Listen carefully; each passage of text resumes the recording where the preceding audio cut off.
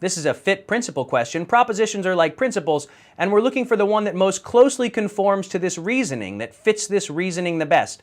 So we're going to be fitting a principle to an argument. And when we do that, it feels a lot like strengthening with a principle.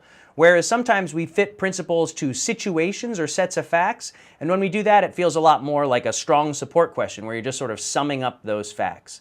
And so since we have an argument in the passage, we've got reasoning in the passage, we're going to find a conclusion and premises, and we're going to look for the linking assumptions that fill the gap between the premises and the conclusion. Then we're going to state those assumptions broadly, and they will become the principles that govern this argument.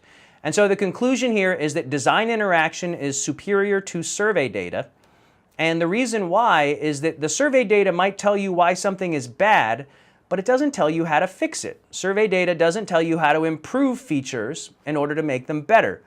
And so one assumption that we're making is that design interaction does do that, right? Design interaction does tell you how to make things better.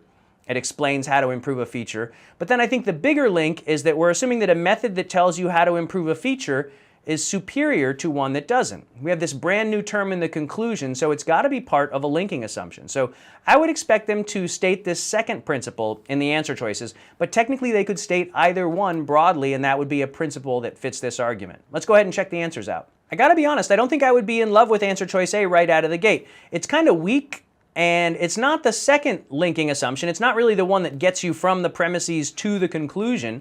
It's really just this little assumption that we're assuming that design interaction tells you how to improve stuff. Getting input for design modifications can make things better. It's a little bit weak for my taste, like I said. I would flag it. I wouldn't just like it and move on, though. I would go looking at these other four answer choices. Let's check them out.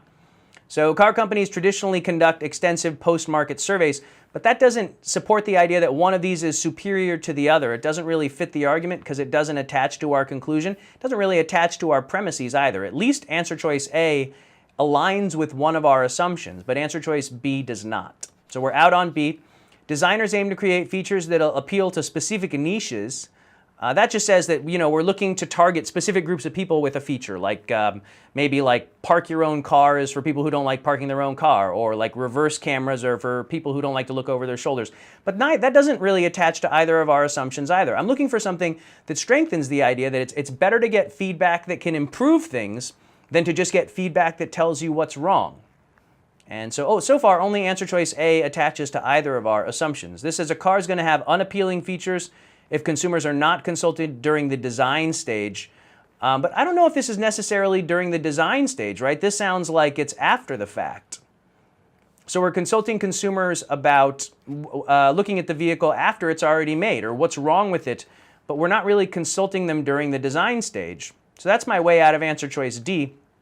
We're not bringing consumers in while we're designing the car. We're bringing in consumers after we've designed it and asking them what they like and what they don't like.